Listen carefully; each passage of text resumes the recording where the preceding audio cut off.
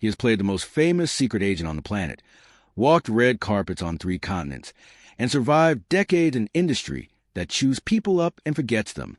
But ask Pierce Brosnan about the hardest role he's ever had to play, and he won't mention a single film. He'll talk about standing at the bedside of the woman he loved, watching her lose a battle he could not fight for her, and then, more than 20 years later, doing it again. This is the story the tuxedo and the gadgets never tell. Pierce Brendan Brosnan was born on May 16, 1953, in the small Irish town of Drogheda, County Louth. His father, Thomas, walked out of the family's life when Pierce was still an infant, and the boy would grow up barely knowing him at all. His mother, May, made a decision that would define Pierce's earliest years. She left for London to train as a nurse, a job that could actually support them, and return home only a handful of times a year. For a young child, that meant growing up in other people's houses. He lived first with his grandparents, then, after they passed away, with an aunt and uncle, and eventually in a boarding house run by a woman named Eileen Riley. It was a modest, unglamorous upbringing, held together by relatives and near strangers, rather than a stable home of his own. Brosnan has spoken about small, specific memories from that time, the kind that stick with a child who doesn't have much else to hold on to. A little slide projector his mother brought home once, throwing cartoon images onto the ceiling of a rented room. A pair of boxing gloves she sent for Christmas the year she couldn't be there in person. The feel of his grandfather's hand, which he has described as one of the only constants he could count on before that, too, was taken from him when his grandparents passed away. These weren't grand gestures, but for a boy used to absence, they mattered enormously. Small proof that he was being thought of even when he couldn't be with the people who loved him. At 11, Pierce finally left Ireland to join his mother in England, where she had remarried a man named William Carmichael. It was there at the cinema that he first saw Sean Connery play James Bond in Goldfinger, a moment he would later describe as one of the defining images of his childhood, long before he had any reason to think it would become his own life's work. School in London wasn't easy. Classmates mocked his accent and his background, calling him the Irish boy as an insult. He left formal education at 16 and trained as a commercial illustrator, a trade that gave him his first real outlet for creative expression. Acting came almost by accident, through a workshop that exposed him to movement, mime, and performance. He was drawn to it immediately, enough to commit 3 demanding years to London's Drama Centre, one of the most rigorous actor training programs in Britain. What followed was the unglamorous grind familiar to almost every working actor. Small stage roles, long stretches.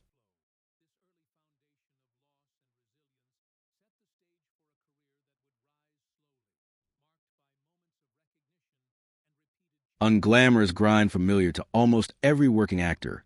Small stage roles, long stretches without work, and slow, incremental progress.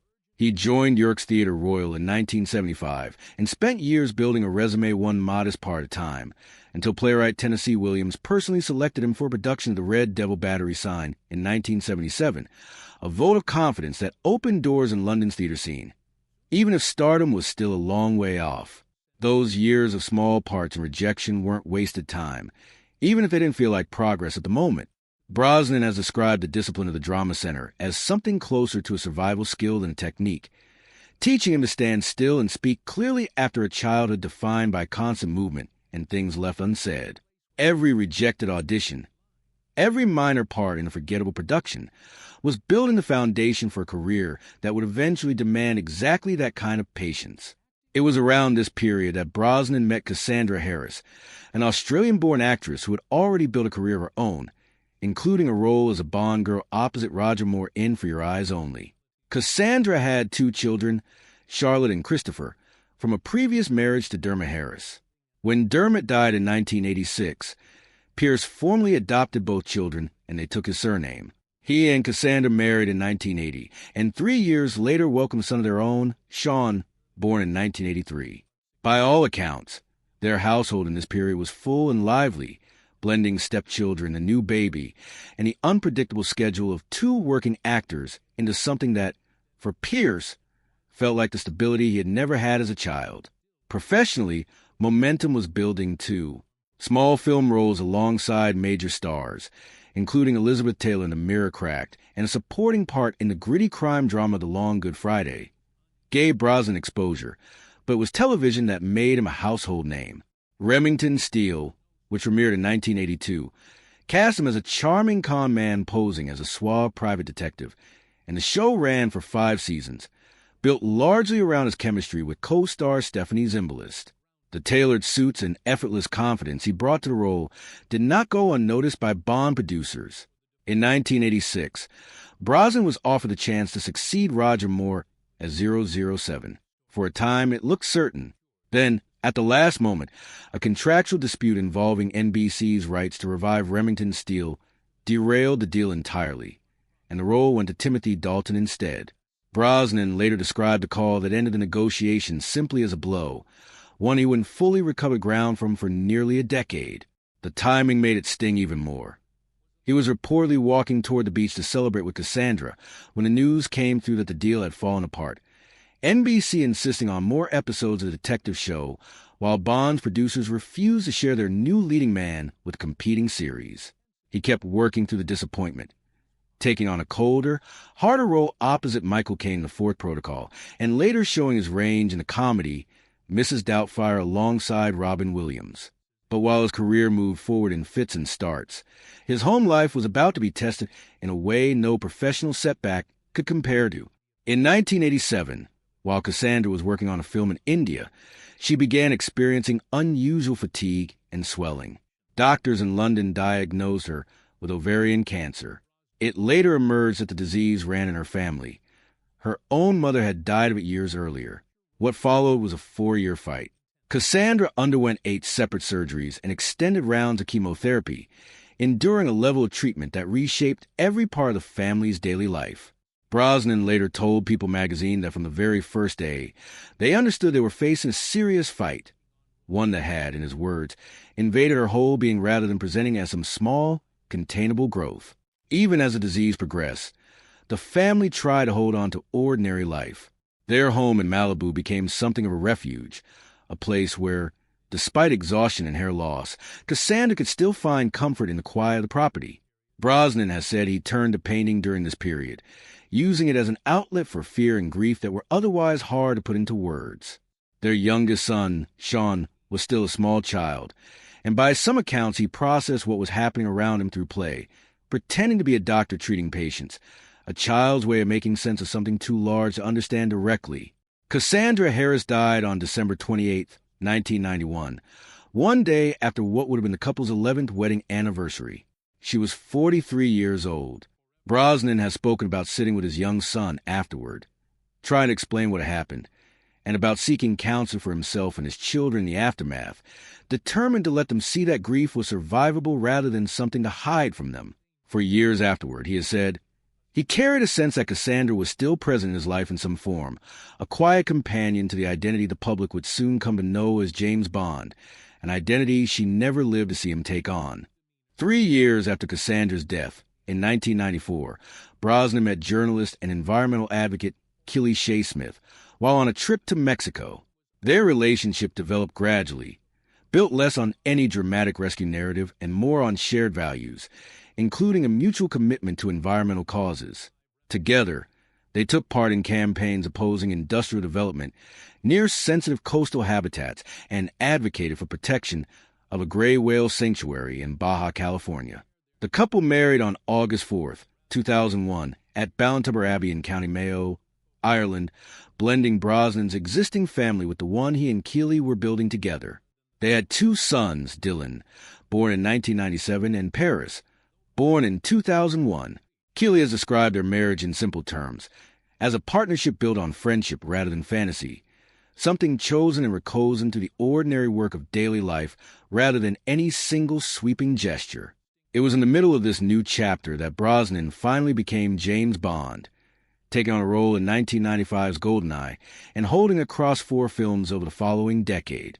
His departure from the franchise in 2004 came, by his own account, without much ceremony. While filming After the Sunset in the Bahamas, he received word from producers Barbara Broccoli and Michael G. Wilson that negotiations for a further film had ended and the series was moving in a new direction. There was no farewell tour, just a quiet conclusion to 10 years in a role. Rather than let that define the rest of his career, Brosnan founded his own production company, Irish Dreamtime, and pursued roles that pushed against the polished Bond image entirely, including a Golden Globe-nominated turn as a burnout hitman in The Matador and a lighter, musical role opposite Meryl Streep in Mamma Mia. He later returned to the spy genre on his own terms in The November Man, crafting a character built to feel nothing like his most famous role. Throughout, he spoke openly about Daniel Craig's take on Bond without bitterness, framing his own tenure as one chapter in a much longer creative life that included drama, comedy, producing, and the painting he had turned to during his darkest years. Then, in a development that felt almost impossibly cruel, the same disease that had taken Cassandra reappeared in the family. Charlotte, the daughter Brosnan had adopted after her biological father's death, was diagnosed with ovarian cancer roughly 22 years after her mother's diagnosis. It meant Charlotte was now the third generation of women in her family to face the disease, following both her mother and her grandmother. She fought the illness for 3 years, continuing to fill the roles of mother, wife, sister, and daughter throughout her treatment. Weeks before she died, Charlotte married her longtime partner, Alex Smith, in a small ceremony, surrounded by family. She passed away in London on June 28, 2013, at the age of 41, survived by her husband and their 2 children, Isabella and Lucas. In a statement at the time, Brosnan said his daughter had fought her cancer with grace, humanity, courage, and dignity, and that the family was praying a cure for the disease would come soon for others facing the same fight. The following year, at the 2014 Stand Up to Cancer telecast, Brosnan spoke publicly about losing both his wife and his daughter to the same disease, a moment that made visible just how much loss one family can carry while still, somehow, continuing to move forward.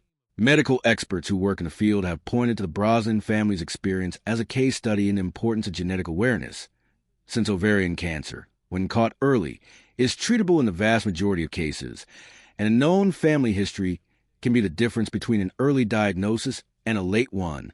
In the years since Charlotte's death, Brosnan has used his public platform to support ovarian cancer research and awareness efforts, while also continuing his long-running work as a UNICEF Ireland ambassador, a role he has held since 2001, well before he ever put on Bond's tuxedo.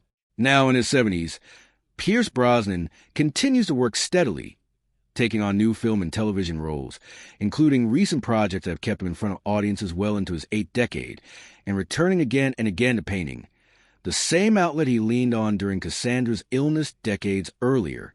He remains close with his surviving children and grandchildren, and by most accounts has built a life that holds space for both what was lost and what continues.